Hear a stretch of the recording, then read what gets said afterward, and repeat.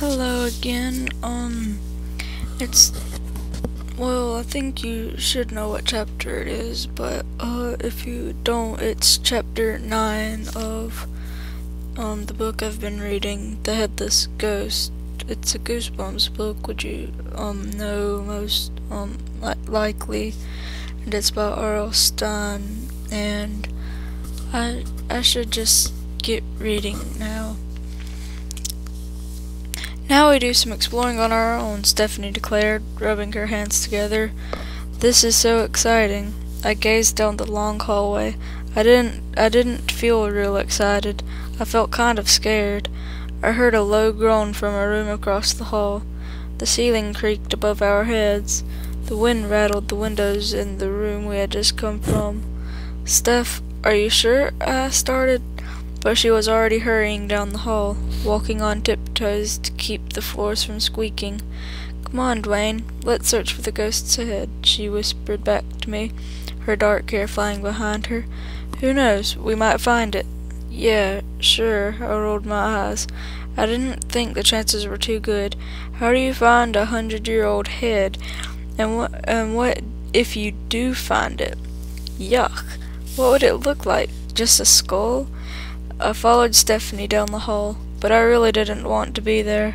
I like haunting the neighborhood and scaring other people. I don't like scaring myself. Stephanie led the way into a bedroom we had seen on other tours.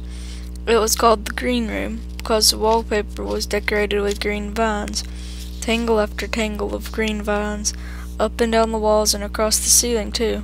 How could anyone sleep in here, I wondered. It's like being trapped in a thick jungle. We both stopped inside the doorway and stared at the tangles of vines on all sides of us. Stephanie and I called the green room by another name, the scratching room.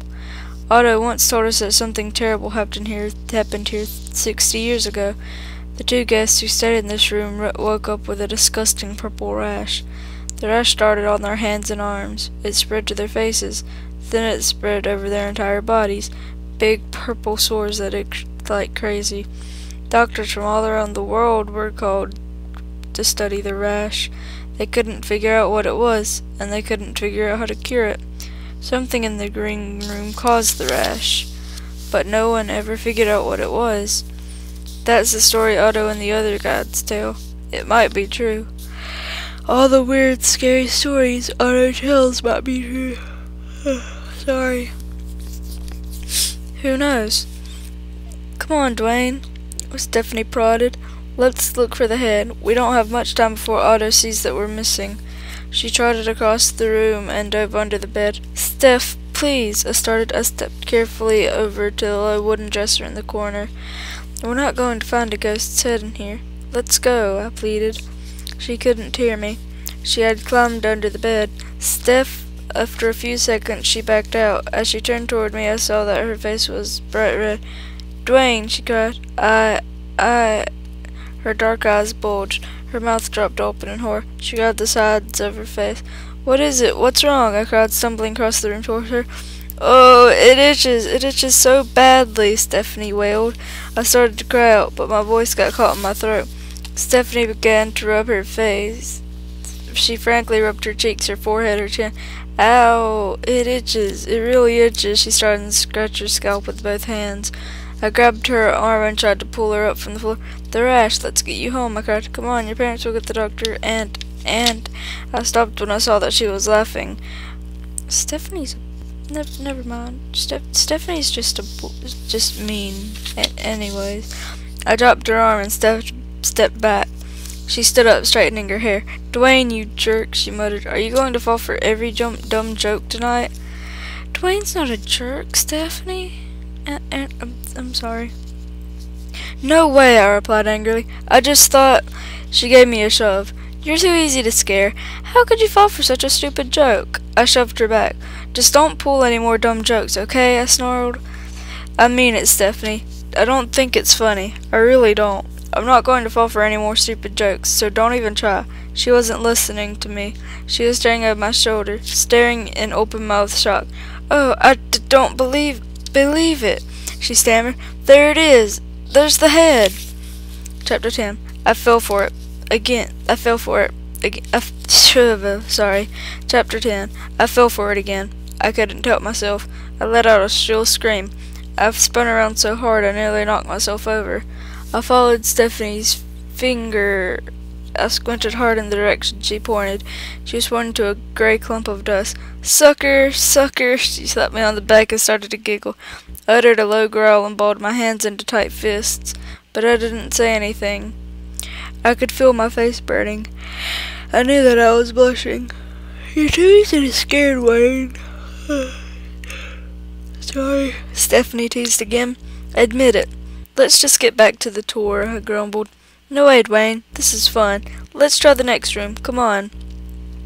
When she saw that I wasn't following her, she said, "I won't scare you like that anymore. Promise." I saw that her fingers were crossed, but I followed her anyway. What choice did I have? To leave. Sorry. We crept through the narrow hall that connected us to the next room, and found ourselves in Andrew's room. Poor, headless Andrew.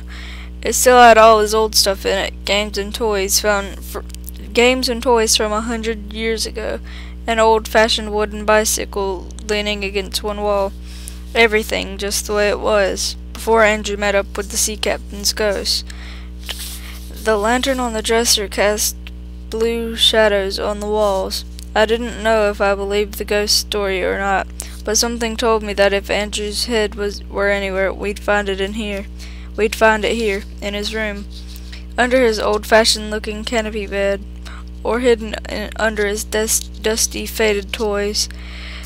Stephanie tiptoed over to the toys. She bent down and started to move things aside. Little wooden bowling pins, an old-fashioned board game, the colors all faded to brown, a set of metal toy soldiers.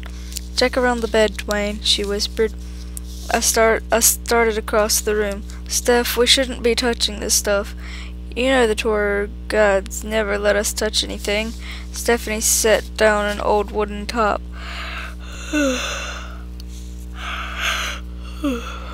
"Sorry.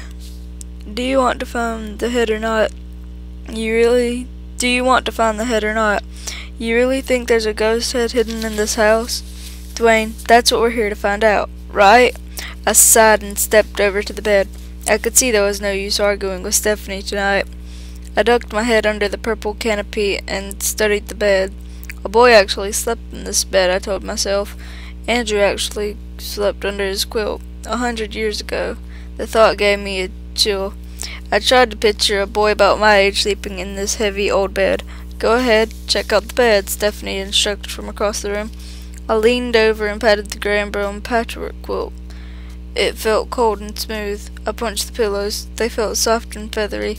Nothing hidden inside the pillowcases. I was about to test the mattress when the quilt began to move. It rustled over the sheets, a soft, scratchy sound. Then, as I stared in horror, the gray and brown quilt began to slide down the bed. There was no one in the bed. No one. But someone was pushing the quilt down to the bottom of the bed. 11. I swallowed a scream. "You've got to move faster, Dwayne," Stephanie said. I turned and saw her standing at the end of the bed, holding the bottom of the quilt in both hands. "We don't have all night," she declared. She pulled the quilt down farther. "Nothing in the bed. Come on, let's move on." A sigh escaped my lips. Stephanie had tugged on the quilt and scared me again.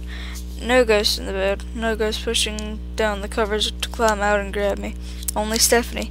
At least this time she hadn't seen how frightened I was. We worked together to pull the quilt back into place. She smiled at me. "This is kind of fun," she said. "For sure," I agreed. I hoped she couldn't see that I was still shaking. It's a lot more fun than tossing rubber spiders into Ben Fuller's bedroom window. I like being in this house so late at night. I like sneaking off in the group. "I can feel a ghost lurking nearby," Stephanie whispered. "You can?" I stammered, glancing quickly around the room. My eyes stopped at the bottom of the door to the hallway. There it sat, on the floor, wedged between the door and the wall, half hidden in deep shadow. The head. This time I saw the head. Not a joke, not a cool trick. Through the gray-black shadows I saw the round skull, and I saw the two black eye sockets, empty eye sockets, two dark holes in the skull, staring up at me. Staring. I grabbed Stephanie's arm. I started to point, but there was no need. Stephanie saw it too. 12. I was the first to move. I took a step toward the door, then another. I heard sharp gasps, someone breathing hard, close behind me. It took me a few seconds to realize it was Stephanie. Keeping my eyes on the head, I made my way into the dark corner. My heart started to pound as I bent down and reached for it with both hands.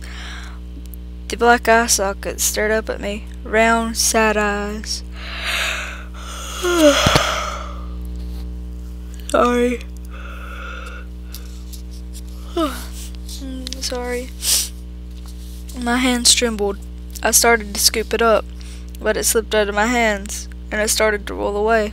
Stephanie let out a cry as the head rolled over the floor toward her. In the orange light from the lanterns, I saw her frightened expression. I saw that she was frozen there. The head rolled over the floor and bumped against her sneaker. It came to a stop inches in front of her. The empty black eye socket stared up at her. Dwayne, she called, staring down at her hands pressed against her cheeks.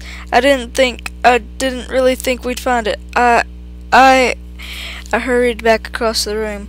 It's my turn to be the brave one, I decided. My turn to show Stephanie that I'm not a wimp who's afraid of every shadow. My turn to show Stephanie. I scooped up the ghost's head in both hands. I raised it in front of Stephanie. Then I moved toward the lantern on the dresser top. The head felt hard, smoother than I thought. The eye sockets were deep. Stephanie stayed close by my side. Together we made our way to the orange lantern light. I let out a groan when I realized I wasn't carrying a ghost's head. Stephanie groaned too when she saw what I held in my hands. And that was chapter 12, which was really short.